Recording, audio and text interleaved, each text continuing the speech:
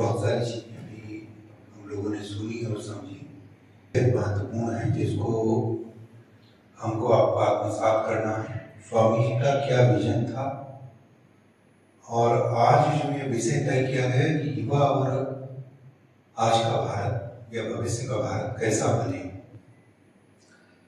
युवा की चर्चा इसलिए क्योंकि जीवन की बाकी दो अवस्थाएं, वो चाहे बाल्यावस्था हो या वृद्धावस्था हो, वो खुद सहायता की अपेक्षा करते हैं। और युवा अवस्था ऐसी अवस्था है जो सहायता किसी को दे सकती है या बदलाव की वाहक हो सकती है। तो इसलिए सारा दारोमदार वो आकर युवा पर टिकता है। और भारत की चर्चा इसलिए क्योंकि हमारी जन्मभूमि है, हमारी कर्मभूमि है। शास्त्रों में जन्मभूमि कर्मभूमि को लेकर किस प्रकार के वक्तव्य हैं ये हम सब भली भांति जानते हैं। मोटे तौर पर बहुत सामान्य शब्दों में समझ सकते हैं कि रोटी, कपड़ा, मकान, जीवन, छत, पहचान, हमको जो कुछ मिलता है वो इस धरती से, इस मिट्टी से मिलता है, इसलिए चर्चा उसी की होनी चाहिए। और सौभाग्य से हम उस देश में हैं जहां आप विचार करना शुरू करेंगे तो शायद प्रकृति ने हर तरीके से हमको समृद्ध बनाया है। उसने हमको सर्वत्र प्रकार के संसाधन दिए हैं, उनका उपयोग कैसे करना है ये हमारे आपके बुद्धि विवेक पर निर्भर है।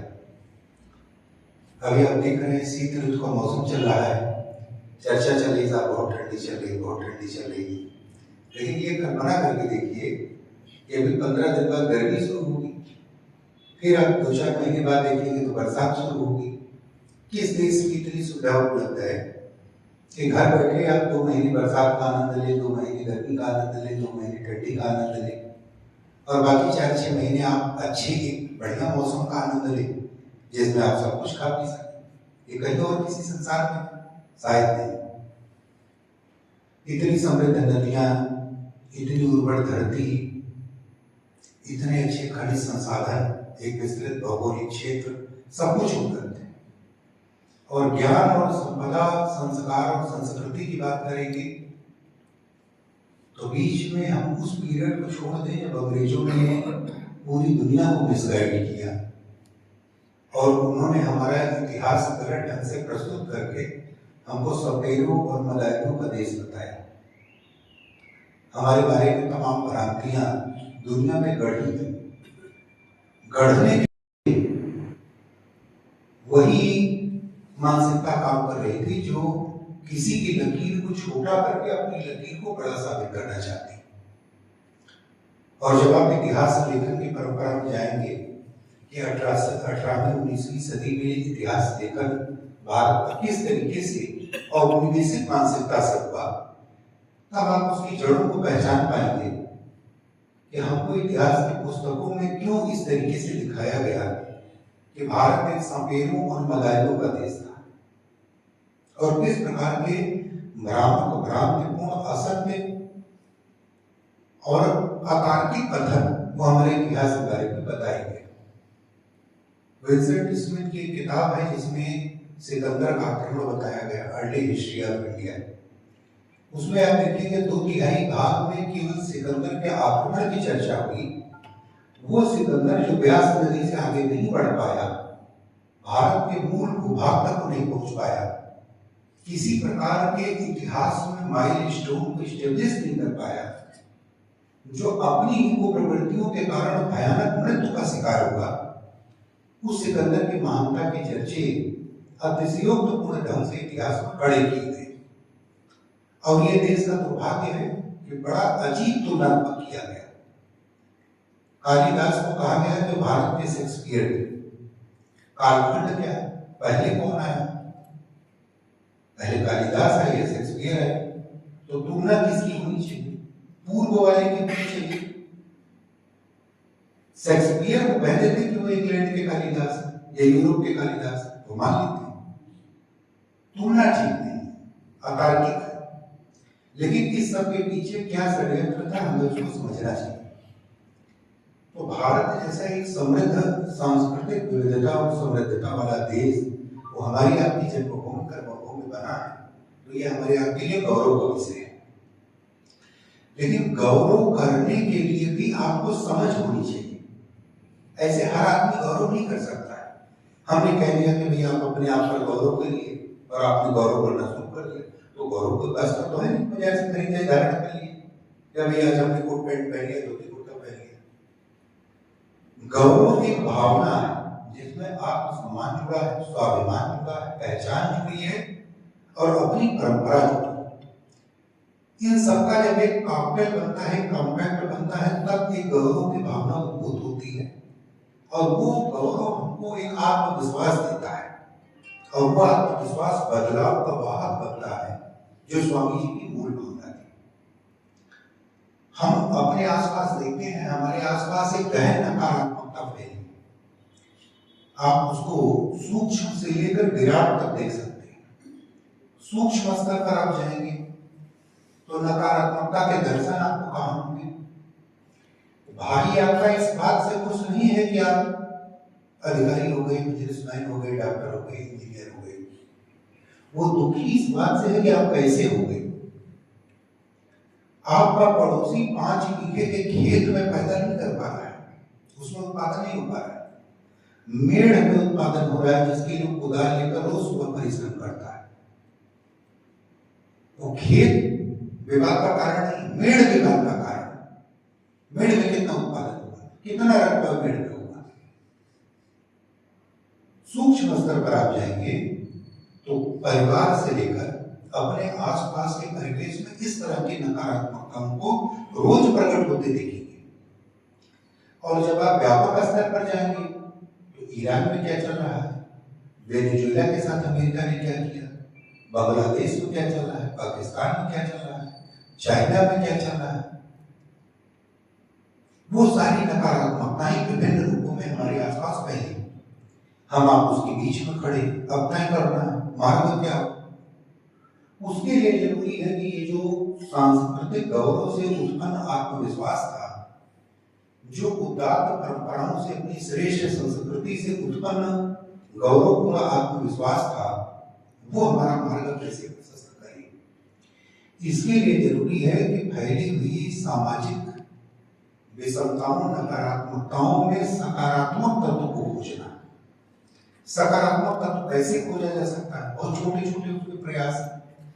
जब भी हमें कोई व्यक्ति मिलता है तो हम क्या उसके भीतर ये जाए, उसकी बुराइयों की चर्चा होती है, तमाम सारी प्रवृत्तियों की चर्चा होती है। आपने किसी आदमी को देखा, न उसके बारे में जान रहे हैं, न समझ रहे हैं, न पहचान रहे हैं। एक हवा चली कि सब बुरा आदमी है, हमने मान लिया कि बुरा आदमी।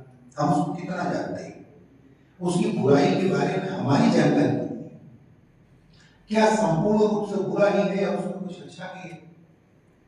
क्योंकि भगवान बुद्ध का कथानक आता है, वो अंगुलीमाल में तमाम नकारात्मकताओं में सकारात्मकता खोजते हैं और उसी सकारात्मकता के बिंदु को जब छूते हैं तो डाकू अंगुलीमाल से साधु अंगुलीमाल को उदय होता है। महात्मा गांधी जो हमारे राष्ट्रपिता हैं, उनका एक सिद्धांत था हृदय परिवर्तन का सिद्धांत।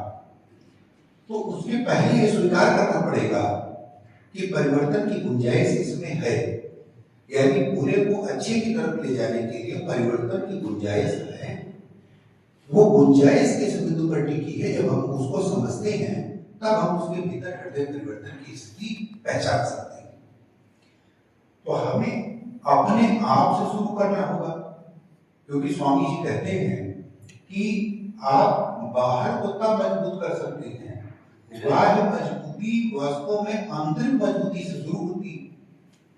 अंदर को हम कैसे मजबूत कर सकते हैं, उसके लिए जरूरी है का अधिकार है भी या नहीं, क्योंकि मेरे विचार में अधिक जनसंख्या लायबिलिटी के लिए ना तैयार है ना उसको कर पाती। देखिए, पहला प्रश्न जो आपका है उसको हम लोग कर रहे हैं, नहीं कर रहे हैं, ये आप निश्चित रूप से पूरे विश्वास के साथ मानकर चलिए।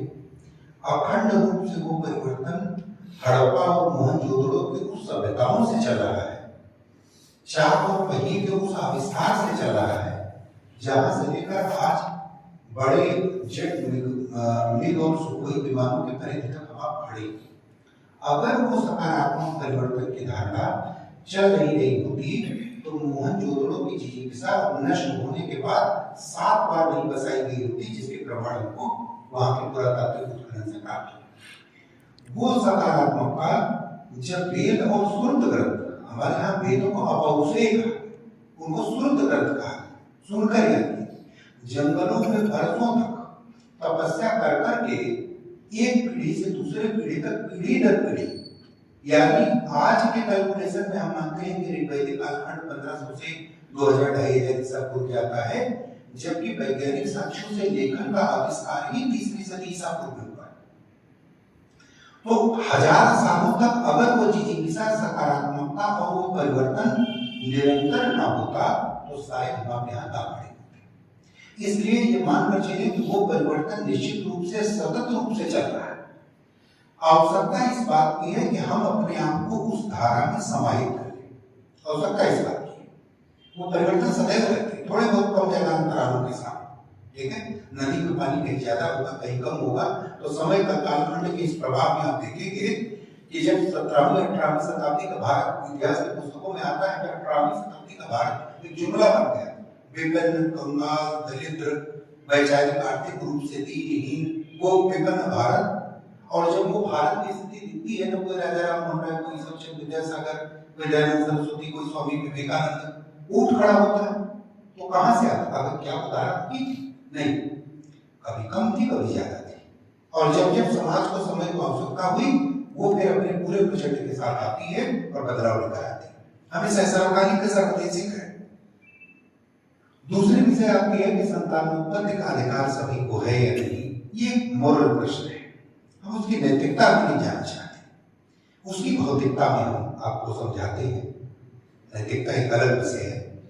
क्या कहा गया है? मित्रोदय की संकल्पना हमारे शास्त्रों में मिलती है, तो हमको संकल्पना से भी अपने आप को जोड़ना चाहिए। मनीषियों ने उस तथ्य को स्थापित किया होगा। हम उसके नैतिक प्रश्न में नहीं जाते हैं, भौतिक स्थिति में हम आपको समझाते हैं कि मनुष्य को आज हमें संसाधन है और हम ये मानकर चलते हैं कि एक व्यक्ति का मकान बुनियादी जरूरत है। तो अब बेतहाशा अगर कोई भी चीज हो तो वो खतरनाक हो।